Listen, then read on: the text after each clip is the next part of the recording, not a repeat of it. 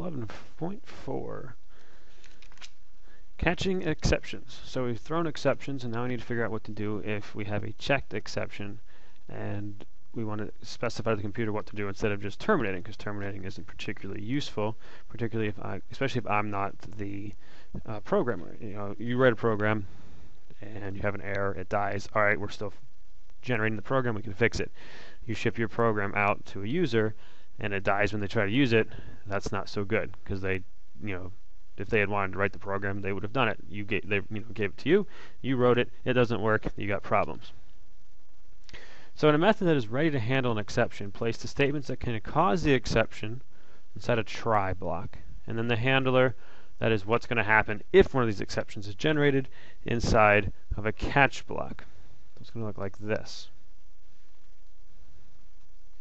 So we would try string file name, some file name, create a file reader object called reader.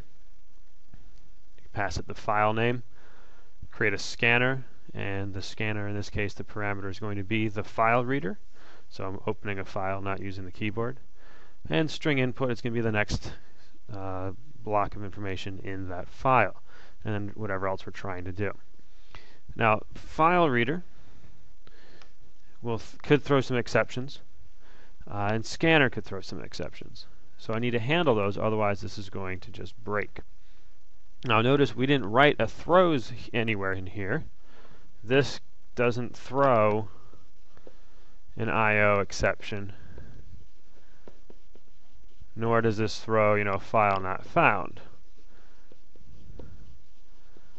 Okay, because those are already able to be thrown by the file reader class and the scanner class. Now, file not found is a subclass of IO exceptions, so my parameter, I'm going to use a superclass just to make things simpler.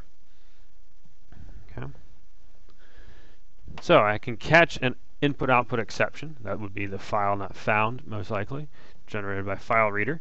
And then exception, in this case, print stack trace, print the output of where this method, or what methods we're calling and where this information was trying to go when it killed itself.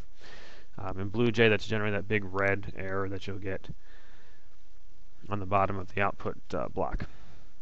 Or I can catch a number format exception. That would be, and the exception here, this is just the name of the parameter. So parameter type, number format exception, and the parameter name, in this case, we just call them exception, not a big deal. So system out print input was not a number. In that case, I want to print that specifically, or I'm going to print my stack trace. Okay. Now there are actually 3 total errors that could be done by this. I can get a file not found exception to be thrown. We'll go back here. If I don't find it, obviously the file doesn't exist, I get an IO exception. I get a number format exception, and the second catch clause gets executed. A no such element exception is an unchecked exception, not caught by any of those, and it would be remain thrown until it's, you know, I have another try block that would try to catch it.